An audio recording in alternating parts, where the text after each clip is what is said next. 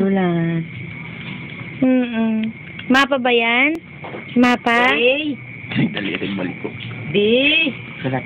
Sulat ka na. C. A, B, C, D. E. F. G. Siguro color, pwede na rin bigyan ng color si Yoko. Pero pagka ganun kasi, magdudumi bahay mo eh. Magic slate. Oo, yung ganun. Kung hanapan siya, nakakuha ng isang color. Nagsulat siya sa hindi lahat. Sino? Yan. Si Yoko, nagkulay sa sahig din natin. Ako. Hindi nga talaga binibigyan ng bata. Mga pader mo nun, masisira bahay mo. Nagsulat na nga yan sa sahig. Nahirapan niyang buray niya yan. Naglinis. Lilipat pa yung page. Lipat po, oh. Anong page? May harang kasi may putol. Ano? Sulat na. A, B, C, D. A, B, C, D. Yoko, sulat natin. Bakit ako nagsusulat ng color doon sa sahig? Ballpen ka agad, advance yan. Hindi mo na lapis yan, no? Ballpen lang. Hindi.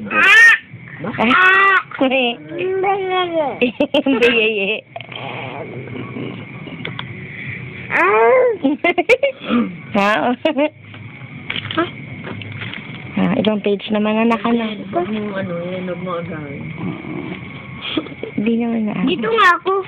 Dito nga ako. Dito nga lang. Busy, oh. Tinuturn pa yung pages, eh, oh. Dito nga ako. Tapos ka na, anak. Nakita ng... Ano ka Sinakpan. Bakit? Oh, tapos na sinakpan. Oh, tapos na naggamit. na, tapon na. Ay, oh, balik siya pagsusulat. Usad nga. Dito alang.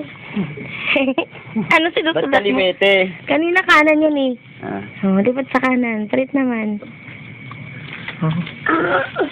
Napaka-advance na rin. Sabi ni Papa.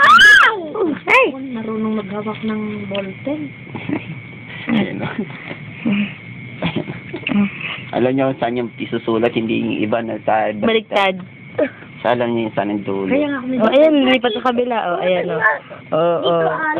Kaya sabi ko parang sa Aaron, pag nag-aaral ng lisip, parang nakikigulo na rin. Kaya hindi nga. Oh.